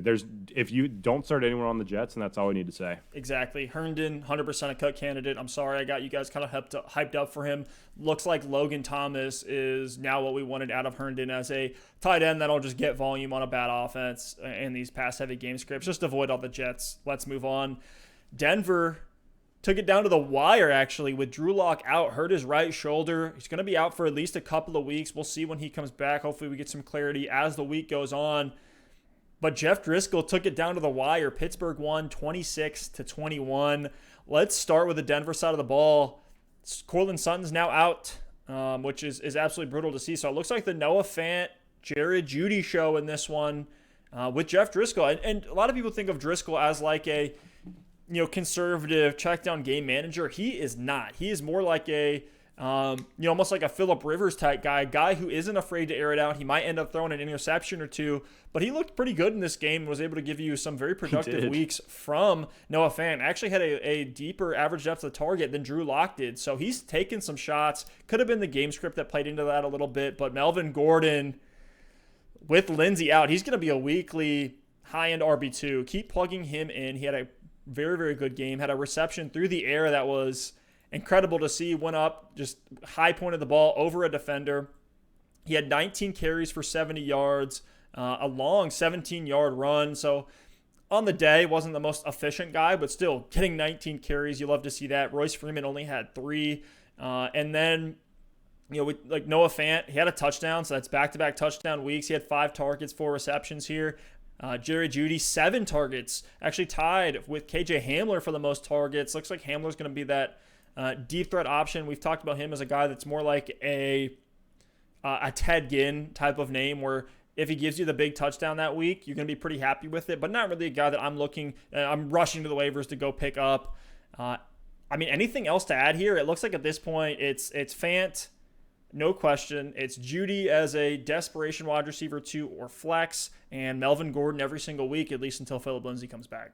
Yeah, I agree with you 100%. Nothing else to add there, honestly. I mean, it's pretty clear cut in Denver. Let's see how Jeff Driscoll performs, and if Jeff Driscoll starts balling out, maybe Jerry Jeudy becomes an every week starter with Cortland Sutton out, and when Drew Lock comes back, I think Judy's going to continue to be a very valuable, maybe wide receiver 2 or flex option as well. But Steph, let's go to the Pittsburgh side of the ball. I think we got some answers here on the running back situation. When James Conner is perfectly healthy and active, it's the James Conner show. I know you and I had been debating a little bit about Benny Snell's role in this offense, and the good thing if you picked up Snell off waivers last week is you're not going to be debating whether to start him or not like you're going to be doing with some of these Rams running backs, because it's going to be very clear cut. If James Conner's out, you start Benny Snell. If James Conner's active, you're not starting Benny Snell, and it's as simple as that. And James Conner is very injury prone, but we saw him go for 16 carries, 106 yards, and a touchdown on this one. Had the long breakaway. 59-yard run. Yeah, 59-yard run late to seal the game, almost took it to the house. And Big Ben, 41 attempts in this one, 311 yards, 2 touchdowns, and a pick. Deontay Johnson, man, he is exactly what everybody wanted him to be. That ADP was climbing in draft season, and for a reason. He was the one in this game. 8 catches, 92 yards, and a touchdown on 13 targets. Ooh. Juju, 7 for 48 on 8 targets. We saw Chase Claypool have the bomb for 84 yards. That was fun. And outside of that, not a whole lot to get excited about. So, Steph, what are we doing here with these wide receivers? Juju Smith-Schuster, Deontay Johnson, and Chase Claypool. I'm not touching Chase Claypool quite yet. Agreed. He's an interesting... Good for Big Ben, though. It's a good weapon for Big Ben to have. Exactly. I think he's one of those players that, he's going to help everyone in this offense. We'll see. Maybe, crazy things happen in fantasy. Who knows? By week 8, week 10, we could be saying pick up Chase Claypool. He could be the A.J. Brown of this year. Who knows? Exactly. So just keep your eyes on him. He did have that 84-yard touchdown bomb in this one. He's so explosive, so fun to watch. He does look like the build of a true alpha X wide receiver. I think next year we could actually see him being the X wide receiver with Juju still in the slot and Deontay Johnson still out there as well. So I love the receiving core. And then James Washington, just overall, this receiving core is fantastic. Eric Ebron had some moments in this game. Only 5 targets, but 3 for 43. It's not a guy that you want for fantasy, but he's going to help the offense keep moving. Really, the takeaway is Deontay Johnson, every week starter. And then Juju Smith-Schuster, you already had him as an every week starter. Just keep plugging him in. He didn't get the touchdown this week. If he does, you're so happy about his game. And we already talked about the backfield. So that's enough here on Pittsburgh. This game is, for fantasy, both these teams have a lot of clarity now. Talk about the Jacksonville, Tennessee game. Brutal 3-point loss. Almost had Tennessee. The final score, Titans 33, Jags 30. But Gardner Minshew balled out. Keep plugging him in unless you have a Deshaun Watson, Kyler Murray, Lamar Jackson type name. If you need a streamer and he's out there, just get him. You got to plug him in. At this point, I'm willing to say Gardner Minshew is legitimately a good quarterback. The Jags are better than we thought. Jags are certainly better than we thought. Their next 4 or 5 matchups are fantastic. They have Miami here on Thursday Night Football. Then they play Cincinnati, Houston, and then Detroit, all of which I think are going to be high-flying matchups for Jacksonville. They were able to get it done against a defense that a lot of people like. I didn't think they were going to be able to move the ball quite as well against the Titans. They still were. Looked great. Are we worried about DJ Chark's target share at all? He hasn't been seeing a ton. He's been effective. He's caught almost every single ball thrown his way and had a touchdown last week. I think better days are ahead. Do you disagree? I think better days are ahead, but I'm still worried about the target share. We drafted him to be getting much more volume than this, and I do think better days are ahead. I think Gardner will start to lock in on Chark as the number 1 wide receiver. Hopefully we see some touchdowns come as well. So I'm not freaking out. I'm keeping Chark in my lineup every single week, and I'm hoping for the best. But unless things turn around, I think Gardner Minshew is spreading the ball around so much that maybe Chark isn't quite there with the upside that we had before the season, but that can change very quickly if they get hot. So a little bit worried, but not enough to do anything drastic. Keelan Cole He had 7 targets, caught 6 of them for 58 yards, did have a touchdown. Crazy. Is he a guy that you're eyeing as a deep shot? He might end up there on one of these segments here. He's been consistently pretty solid, seeing the most targets so far. Yeah, not really willing to spend fab on him to pick him up just yet, but he's in consideration for deep shots of the week if you're in a deep league. I mean, he has the role that we all hoped and dreamed D.D. Westbrook would have last season. So Keelan Cole in this one, 7 targets, really solid performance. And let me check on what he had last week. He had 5 targets last week, a touchdown in both games. So very touchdown dependent so far, but the targets have been there, and you could definitely do worse on waivers. So, not dropping a bunch of fab on him, not using a waiver claim priority on Keelan Cole, but if he's sitting out there and he's available, definitely willing to pick him up if you get in an incredible pinch on Sunday. Yeah, 45 pass attempts from Gardner Minshew, and he's spreading it out a ton. We saw Chris Conley. They're going to be in negative game scripts all year, so I think some of these auxiliary options for Jacksonville could end up having value. It's going to be hit or miss, but you're going to see games from Keelan Cole, from Laviska Shenault. You're going to have fantasy value on given weeks. You're not really going to know when it's going to come, but the volume is going to be there for Gardner Minshew, so those guys will have value. It's just going to be a bit inconsistent. Shenault is the ultimate stash name for me. He looks legitimately great, both as a runner and a receiver. Was making high point catches, has a super wide catch radius, and he has a running back skill set that makes him a yards after the catch machine as a receiver as well. He looked comfortable lining up in the backfield. I think the guy Shenault could legit play running back in this league. Saw a lot of exotic gadget snaps, had 7.4 yards per attempt on 5 rushes. So I like Shenault as a long-term name. I think he'll have some blow-up weeks. Could be a guy that we're starting later. And then let's talk about James Robinson. I plugged him in everywhere this week, and I was so happy with how it came out. He started the game looking pretty rough. 10 attempts for 29 yards to start. He just got better. I'm excited by his vision, his explosiveness. Hit 16 carries for 102 yards. And a touchdown. He also caught 3 of 4 targets for 18 yards. So he's one of those, just weekly, plug him in. He's going to get the volume. If he gets the touchdown, that's where you get all the upside from. Could even see 2 touchdowns, with just how often he's getting fed on the ground. He is their workhorse running back. So I think you plug him in every week. He has a high floor and then the slight passing work baseline. I'm probably going to flex him in some situations where I have 2 other solid starting running backs and I have James Robinson. I'm willing to plug him in because that running back usage is much more predictable than a wide receiver. In worst case scenario, he gets me 10 to 12 just off that safe volume. Yeah, I'm with you. You plug in James Robinson until further notice, unless you have 2 elite options. I mean, yeah, I'd take him over Tariq Cohen, who we mentioned earlier. I'd take him over Daryl Henderson or Malcolm Brown. I'll take him over... I hate to say this, Steph, but I might take him over Ronald Jones right now. Oh, I've taken him way over all those names. Yeah, he has a secure role, and this one might be a hot take. I might consider James Robinson over Mark Ingram. Oh, yeah. No, I definitely will, because he's a 3-down workhorse back. That is not what Mark Ingram is. Ingram is you're getting 12 touches, hope one goes for a touchdown. So I'm all over James Robinson. If you grabbed him, congratulations. He's going to be an every week starter, especially over the next 4 weeks with these soft matchups. Let's talk about the Titans. Derrick Henry, pretty disappointing. You're keeping him. You're plugging him in every week. You're not selling Henry. He had 25 carries in this game. He had a couple targets, didn't come up with either of them. This was a heavier passing game script for the Titans than we're used to seeing. So don't want to add a lot of commentary on Derrick Henry. Ryan Tannehill, fantastic game, 4 touchdowns, but it was with the low volume we're used to seeing. 18 for 24, 239 yards, and 4 touchdowns. So 4 touchdowns. Tannehill is back like he never left, 145.7 passer rating in this game. It's back to the whole conversation of can he keep up this efficiency for the whole season with Derrick Henry? Maybe he can because, he can pass it in good situations where they're stacking the box, they're selling out to stop the run.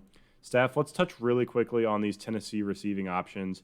A.J. Brown's hurt, so no takeaways there. If he's back and he's healthy, you're playing A.J. Brown. And, I was going to say, outside of that, to me, it's Jonnu Smith and Jonnu Smith only. Yep. I'm still not in on Corey Davis. 3 catches for 36 yards and a touchdown, but, A.J. Brown's going to be back. So Corey Davis, I think, is still just a flash in the pan until further notice. And if he puts up a couple more big weeks, maybe that changes. I'm still out on Corey Davis. I'm in on Jonnu Smith, and I'm willing to start him every week. Let's talk about the Buffalo-Miami game. We won't spend too much time on it, but Josh Allen cooked. He was the QB3 on the week, 34 fantasy points. This is now back-to-back games where we've seen Josh Allen absolutely go off. And really, he only rushed the ball 4 times for 18 yards, but threw the ball 35 times, 24 completions for 417 yards and 4 touchdowns. 400 yards for Josh Allen. Like, if you told me that before the season, I would have said you're high as hell, because there's just no way Josh Allen has the capacity to throw for 400 yards. But who knew that you give an inaccurate quarterback one of the best route runners in the league in Stephon Diggs, and he's going to get better. So you keep starting Josh Allen. The matchups do get a little bit harder as the year goes on. I would be looking to sell him high if you can a little bit later on in the year, but for now, just keep plugging him in. You probably got, you gave a mid-round pick for him, so you're getting that value out of him now while the schedule is great. Diggs, for you, is he a weekly starter? Easy weekly starter. He proved why in this game. Had a big game in week 1, 8 for 86 on 9 targets. In this game, 13 targets, 8 for 153 and a touchdown. We didn't know that the consistency and the volume would be there in Buffalo. I know Josh Allen is cooking right now, so keep an eye on it. But, man, Diggs is a starter until further notice. They're featuring him in this offense. He's the clear one. Josh Allen's taking strides forward with a number 1 talented wide receiver. So Diggs is an easy start for me moving forward. And looking at John Brown, I was kind of out on him before the year, but back-to-back good games for John Brown.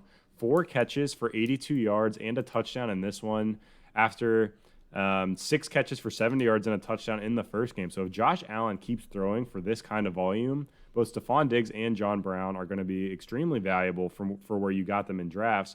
Now, I don't think the volume is going to stay this high for Josh Allen, 4 touchdowns and 400-plus yards. But it looks like even if that comes down to the mean, both Diggs and John Brown have carved out nice roles for themselves in this offense. So Diggs is an every week start. Brown is more matchup dependent, but someone who you can flex on a week in, week out basis. On the ground, it was pretty much a 50-50 split between Singletary and Moss. These are guys that, like, if I had to pick one, probably Singletary and PPR. Moss is probably going to see goal line usage, but in this game, both were pretty irrelevant. Trying to avoid them if I can. This is going to be the first test in Week 3. The Bills play the LA Rams, and this is where we're going to learn a lot about this team. Are they going to end up passing for the rest of the year? If they are, it's going to be a lot to like from the passing game. If they're going to go back to that more ground and pound team in a competitive game script, then we could end up getting more value out of Moss or Singletary, maybe even both, depending on how this game goes. So a lot to learn here from Week 3 in Buffalo. So far, so good for Josh Allen and the boys. Let's talk about the Miami side. Not a ton to talk about here. Mike Gesicki's back. So if you were let down by Gesicki in Week 1, he showed what he can do in this game. Devontae Parker looks like he shook off that hamstring injury. Had a very nice game in this one, 5 for 53 and a touchdown on 8 targets. Preston Williams, very disappointing. Tre'Davious White did shadow him for most of the game, so I wouldn't cut him just yet, but he's on the chopping block for me. Like, if he has another bad game, I'm willing to cut him, but for now, I'll give him one more chance. Fitzpatrick did Fitzpatrick things, 300-plus yards and 2 touchdowns. Running back situation's really interesting, Steph. Jordan weird. Howard, 5 carries for 4 yards and a touchdown. Matt Breida, not seeing a ton of volume, 7 carries. Myles Gaskin, 7 carries, but he got some receiving work. So I'm trying to stay away from all of these guys. If I had to pick one, this doesn't feel great, but I'd pick Myles Gaskin. But in a perfect world, I'm not coming anywhere close to any of them. Yeah, just avoid. It's going to be like a 4-headed monster at this point. Maybe as the season goes on, we'll see if one of them kind of, breaks ahead of the pack, but it looks like Howard's like a goal line back, and then Gaskin's kind of everything else, and then Matt Breida's a third down back. It's just weird. Just avoid at all costs. Jordan Howard is putting up a very interesting season. In Week 1, 8 carries for 7 yards and a touchdown. In Week 2, 5 carries for 4 yards and a touchdown. So this dude's repping 13 carries for 11 yards and 2 touchdowns. That is the LeGarrette Blount stat line of 2020. Oh, man. But, Steph, I don't want to spend too much time on Miami. Let's go ahead and move on to a game I'm much more excited to talk about. Colts 28, Minnesota Vikings 11.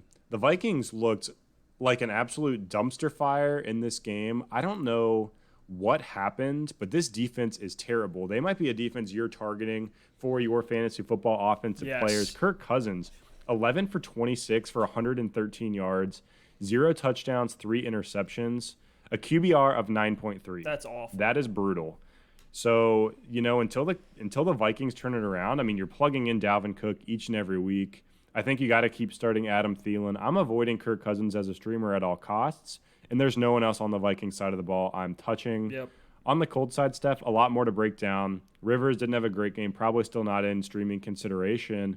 Jonathan Taylor gave us what we wanted, though. 26 carries, 101 yards, and a touchdown. Had a couple receptions as well. Steph, Naeem Hines was non-existent in this game. Jonathan Taylor had a great game. And then the receiving options were a little bit concerning as well. Paris Campbell went down with an injury. Avoided the ACL, but sounds like he will miss some time. And then Mo Alley-Cox with a breakout game. Weird one here for the Colts in the box score, Steph. Let's get outside of the box score and see what we can take away from this one from a fantasy football perspective. What are we doing with these Colts players? Well, Jonathan Taylor is an every week starter, just solidified RB1. RB1 rest of season. RB1 rest Top of season. guy. 28 total touches in this game, 26 rushes in a winning game script, and then 2 receptions as well. Still getting a ton of pass volume, which has been great to see for him. He had 6 receptions his first week, 2 in the second. So he's literally just a 3-down workhorse back. Plug him in every single week. Don't question it. He's going to be fantastic. If you drafted him 3rd, 4th round, you're probably pretty happy with it. Naeem Hines kind of just became what he has been his whole career, which is this just, a scat back that will have good games in the right game script, but you're never going to know when to start him.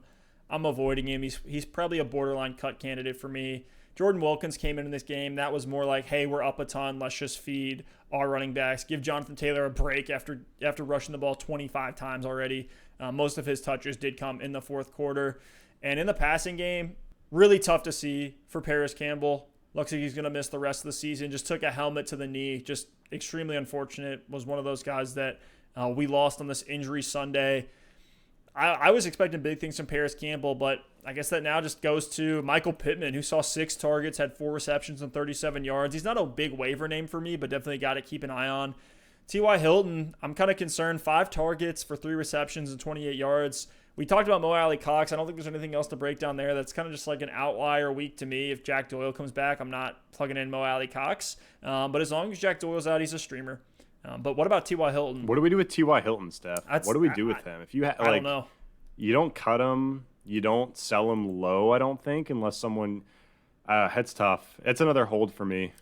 It's a hold, but definitely not a start while you hold him. Just keep him on your bench. Hope for the best. They do play the Jets in week 3, so I probably will plug him in a desperation situation. But they're not building the rapport that we wanted to see between Rivers and T.Y. Hilton. We'll see if it develops here over the season. Zach Pascal was the one getting the touchdown in this game. So it's an ambiguous receiving core. I guess with Paris Campbell out now, there is a little bit more clarity. Now, it's just one. Again, we just got to keep our eyes on it. It was more like the backfield was the one to keep our eyes on in week 1. Looks like the receiving core is going to be the one we want to watch in week 2.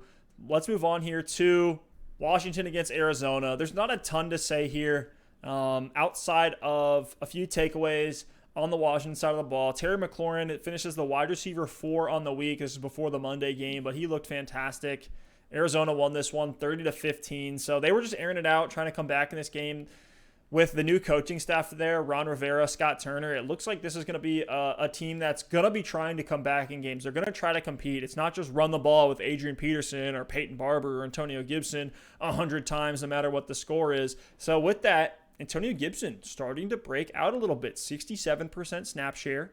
Great game. And looked pretty solid on the ground in this game. Yeah, I liked what I saw from Gibson, and 55 yards and a touchdown on 13 carries. Pretty solid, and if he continues to get the work in this backfield, I think he's going to be a solid RB2 this year. He's clearly the guy. He's going to be the number 1. So if you took the late flyer on him before they moved on from Adrian Peterson, you got a major value, and I think he's a low-end RB2 for the rest of the year. And he's got some receiving chops as well, was used as a dual running back receiver in college. So he should start to see more receiving usage as well. Even with J.D. McKissick there, I think Gibson is still going to get his. You're starting McLaurin every week, and you're avoiding everybody else in Washington except maybe Logan Thomas. Steph, you want to tell me more about him? No, just he's a streamer. He's a streamer. 9 targets, though. He's getting the target volume. I said it a little bit earlier, and it's been said by everybody on Twitter, but Logan Thomas is what we wanted Chris Herndon to be, which is just a volume guy on a bad offense that's going to be throwing or on a bad team that's going to be throwing a lot in these losing game scripts. I'm willing to keep streaming Logan Thomas. I think another Blake Jarwin replacement candidate.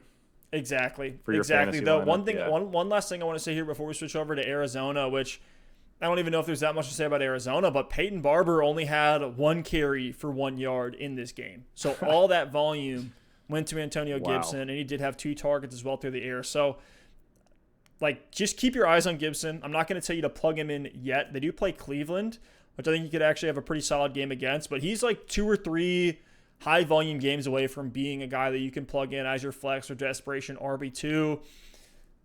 On the Arizona side of the ball, nothing we need to say about Murray and Hopkins. They're dominant. They're going to continue to be dominant. Start them every week. Murray and Hopkins, congratulations. You're going to continue to be happy with them, I have a feeling. Steph, Kenyon Drake, 20 carries, 86 yards, That's 2 catches for 9 yards. Drake, people are going to be disappointed with his performances here in the first couple of games. What are you doing with Kenyon Drake? Looks like the volume is still there. That's the thing. Actually, Kenyon Drake's probably a buy low candidate for me. I was already fielding some trade questions on him. And a lot of guys were saying, hey, should I sell Kenyon Drake for James Conner? I'm like, what in the world are you doing? No, you want to hold Kenyon Drake. He's getting plenty of usage. I think the big days will come. We saw multiple times last year where he'd have these 3 or 4 touchdown games all come in one. I think we're going to start seeing those, especially with how explosive this offense has been. So far, Kyler, he feels and he looks like he's in full control of this offense, being able to do really everything they're asking him to do. He's got some swagger this year. He looks confident. He really does, man. He's taking off. Not timid to run at all whatsoever, like we saw at the beginning of last season when he was coming in as a rookie. So I think that'll shift a little bit more, especially as some of the game plans evolve. I think Kenyon Drake will have some big weeks. Just keep plugging him in, keep holding, and just hope that the game script lends itself to Kenyon Drake dominating. But so far, Kyler's been the one stealing up all the rushing volume. All right, Steph, couple more games to get into here. I know we're running long, but we'll try to be quick. 3 more. If you're still with us, we thank you, and take a water break or a bathroom break if needed. Next up is the Baltimore Ravens 33, Houston Texans 16. I mean, there's a couple of things to break down in this one, a couple of things that were very different than week 1 on both sides of the ball. But first thing I want to say, Steph, is this Ravens team, every single time they have the ball, in my head, I'm like, this is a field goal minimum drive. Every time Lamar Jackson has the ball, I feel like the Ravens are going to score. And I just can't say that about any other team in the NFL, and it definitely held true in this one. This Ravens defense is good as well. I think they're going to be Super Bowl contenders this season once again. But, Steph, let's get into fantasy football here. You're obviously starting Lamar Jackson each and every week.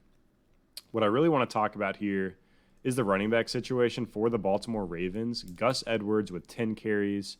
Mark Ingram with 9 carries, and J.K. Dobbins with 2 carries after the 2 touchdown performance in week 1. Ingram was the one that got in the end zone this week. And it's strange for me to say this, Steph, but as good as the Ravens' rushing offense is, I'm staying away from all their running backs until further notice. The only one that I would put in there would be Mark Ingram. I'm starting to think week 1 was more of like, hey, let's see what we have in Dobbins, and let's just give him a bunch of volume, see what he does with it. And I think now they're falling back to, hey, let's get Ingram involved. He is our starter. I'm trading Mark Ingram right now if I have a decent offer. There's no doubt in my mind. I'm worried. He had the one Wildcat. That was fun. 30-yard run for a touchdown. If it wasn't for that, this was 4 points for Mark Ingram after he had 2 points last week. If you can get anything for him on name value in this performance, he's a trade candidate for me. I like that. I like that take a lot. The design Wildcat run was pretty fun. I think Ingram is going to be you're going to be happy with him when the game script is competitive, but I don't know how many times that's going to end up happening.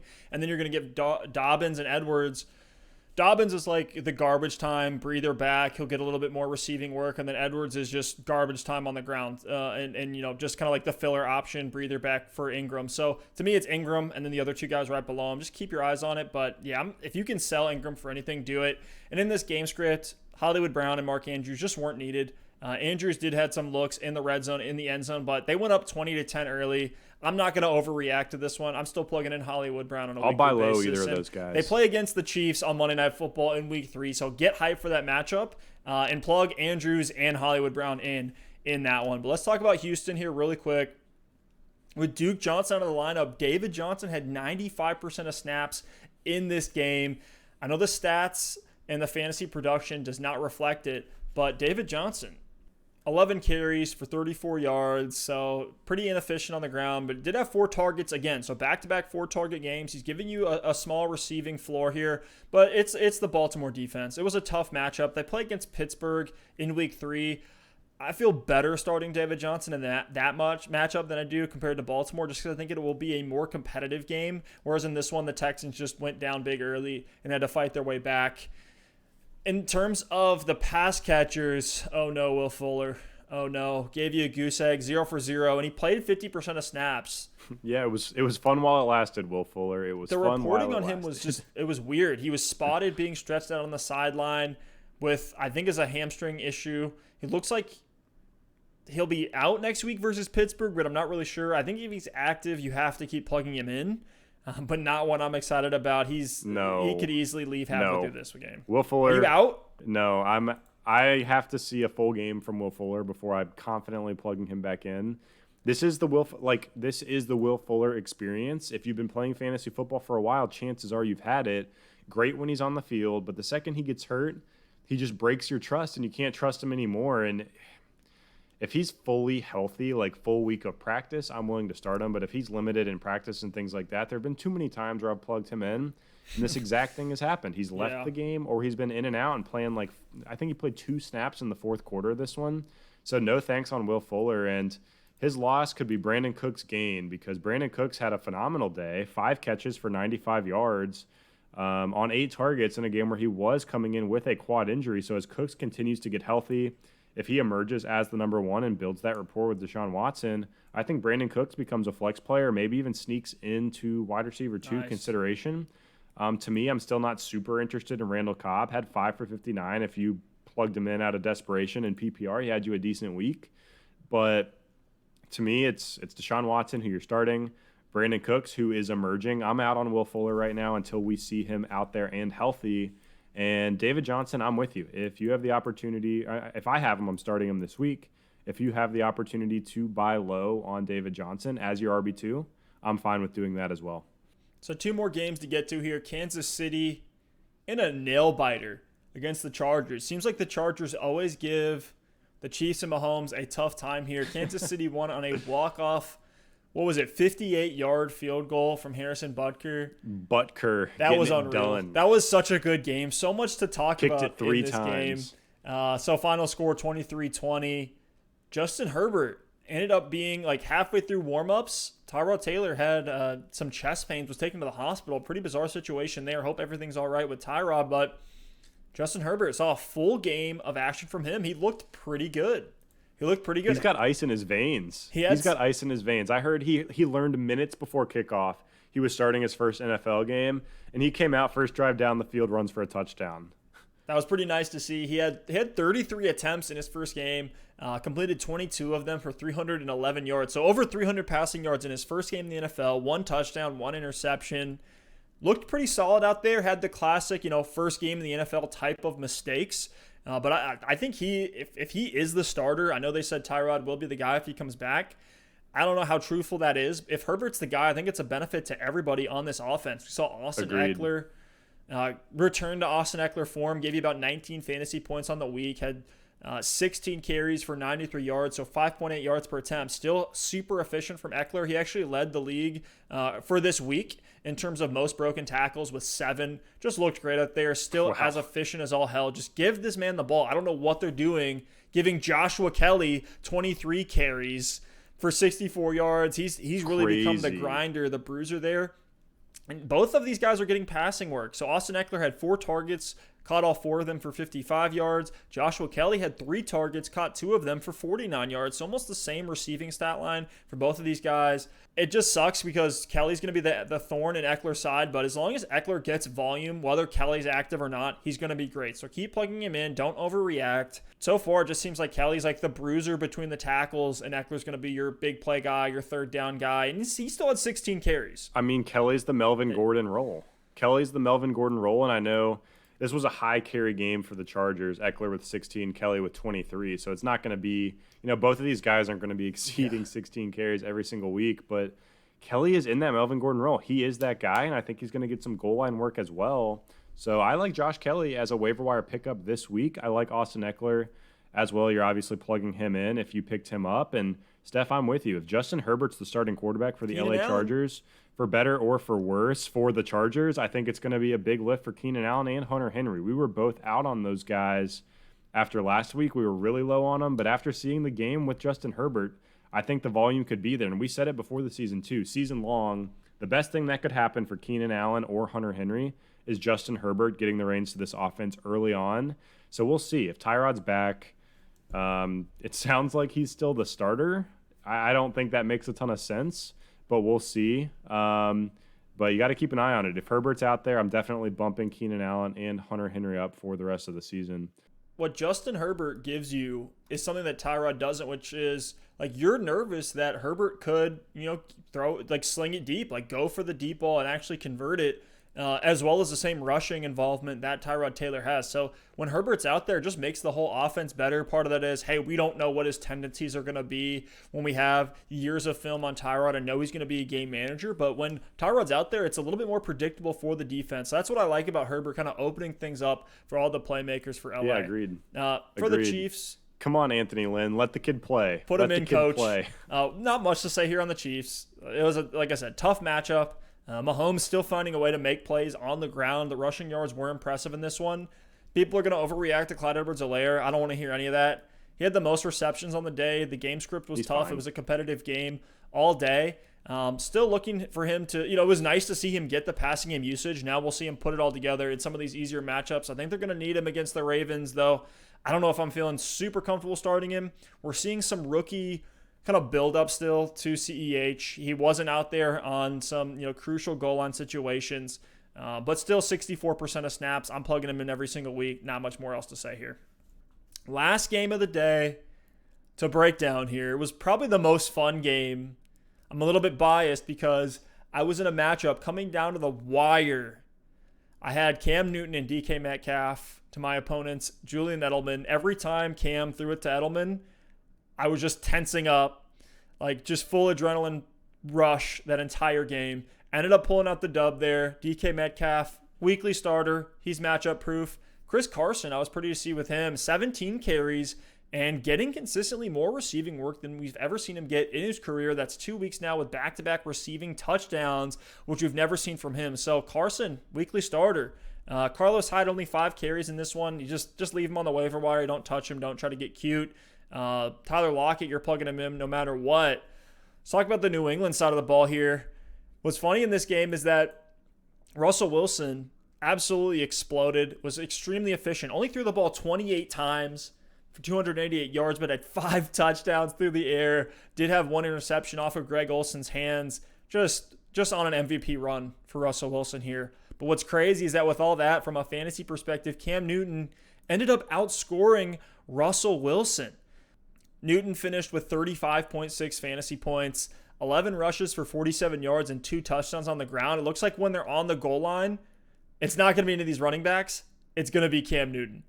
You got to keep plugging him in, and this is why I'm taking victory laps at this point, because I was all over taking Cam Newton late. He was the biggest upside quarterback for me. I have him in every single league and threw him out there week 1, and so far so good. Started him over Deshaun Watson. Keep plugging in Cam Newton. He is going to be the pivotal piece of this offense. If the ball's going to move, it's going to be Cam Newton, whether it's rushing or passing.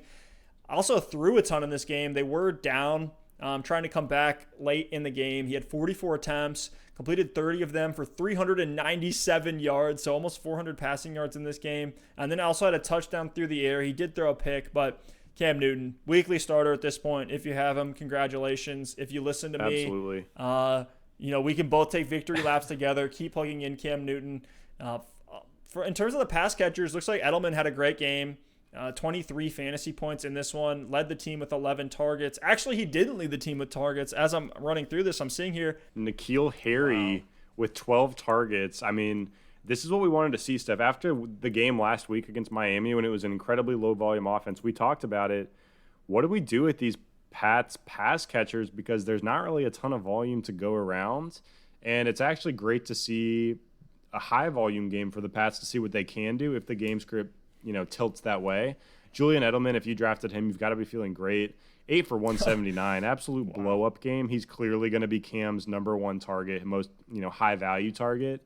And N'Keal Harry looks to be the clear number 2. 12 targets in this one, 8 for 72. So N'Keal Harry might be starting to break out. No. Keep an eye on him. And I think he's even worth a waiver pick. I think he could be worth a waiver pickup this week. Look, I get it. This was a high-volume game for the Pats. They're not all going to be like this. But I think N'Keal Harry, outside of Julian Edelman, is the pass catcher to own. I'm not interested in Damiere Byrd, who had 9 targets of his own. I'm not interested in any of the tight end options in New England. So if there's going to be someone outside of Julian Edelman that emerges, it's definitely N'Keal Harry. I'm out on Harry. He looks awful. He has like no explosiveness to his game. I'd rather have Robbie Anderson. I'm not trying to endorse N'Keal Harry, but he's a name to throw out there to stash on the end of your bench. Like, I'd rather have so many of the other guys we've talked about today. Give me Robbie Anderson, somebody like that, over N'Keal Harry, but still someone I think's worth considering. I'm going to let somebody else pull their fab on him. I had Harry. I drafted him in some leagues very, very late. It just he's never going to be a good playmaker. Imagine if they had, like, really what New England needs is an alpha X wide receiver. Imagine if they drafted Chase Claypool, or if they took DK Metcalf last season. I think this offense looks so much better. Maybe Tom Brady wouldn't have left, because I'm starting to see why he did with the weapons they have around him. Granted, James White wasn't there in this game. Prayer goes up to him.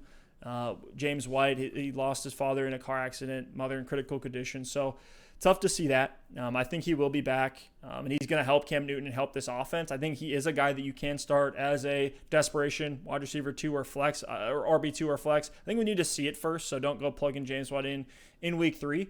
But I'm not touching N'Keal Harry. Somebody else can blow their fab on him. But, Alex, anything else to add here before we sign off? That was a marathon episode. We have Monday Night Football tonight. The Saints against the Raiders. I know we both need big nights from Kamara. Any last-minute predictions, anything you want to throw out there before we jump off here?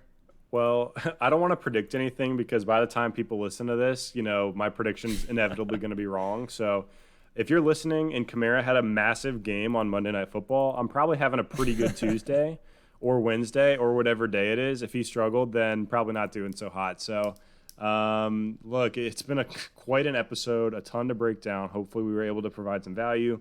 As always, give us those start-sit questions. We're answering those all throughout the week, trade questions, all that good stuff. Hit the subscribe. If you've made it this long and you haven't hit the subscribe button, don't know what you're doing. Hit it right now. Hit the like button as well. But that's all I got, man. I can't wait to pop my back and get some water here, because this has been a true marathon, but it's been a ton of fun. Well, guys, thank you all so much for listening and watching. Really appreciate it, and we'll see you next time. Peace. Peace.